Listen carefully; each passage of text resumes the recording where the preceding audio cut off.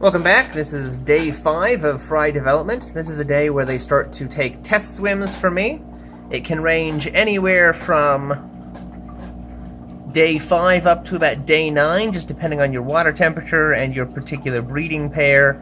Even inside of the same pair, sometimes there's a day or two difference in eggs. On day 5, they still have their little tendrils that stick to anything. So what I like to do is I like to get something like a piece of slate. This is just half of a tile that I've stuck in here, and I put it in here so when they launch themselves off the floor, they have something other than the floor to stick back onto. And it gives them a little bit more of a vertical surface. In my experience, this has given them a little bit better swim rates later on. You always have some fish in every batch that aren't going to learn to swim. And if you just leave a bare bottom, that number can skyrocket, sometimes up to only 2 or 3 of the babies will get off. Whereas doing this, I'll usually only have 8 or 10 that won't make it once they're at this point. This is the time when you want to start making brine shrimp.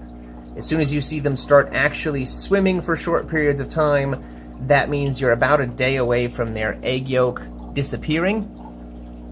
I don't think that I can get close enough to get a good view of any of the yolks because the water is really messing up the focusability of my camera.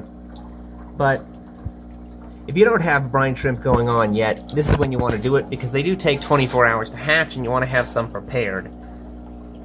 Hatching brine shrimp is super simple. What I do is I get a soda bottle, cut the bottom off, I run some airline tubing through the lid, just drill a hole, cram it in, make sure it fits really tightly so you don't get leaks. If you keep the water warm, they will develop at a faster rate. So I've got them sitting in here in my scud tank just because it keeps the water the same temperature. I've got one of those fixed 78-degree heaters back there in the corner. You want to keep light on these. If they're under light constantly, then they will hatch in as few as about 16 hours. If there's no light, then you're really looking 24 to 32 hours for a good hatch rate. You're going to have a lot of eggs. Harvesting them is pretty easy. Just take a pipette, a dropper, turkey baster, whatever you've got handy. Get them out, put it into another container.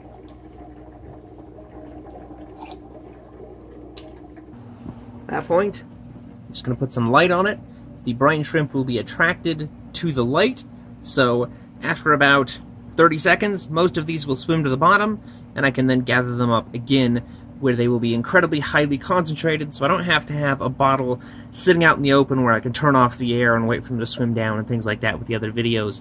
This tends to be a lot easier for me, because I'm able to add more eggs as I use them up in the water. I can top bottles off, I can keep it warm so I get a better growth rate. It's just a lot more convenient for what I do. So we can go ahead and pull some out. You can see there it's almost solid orange because they're so dense. And then I just put them straight into the tank.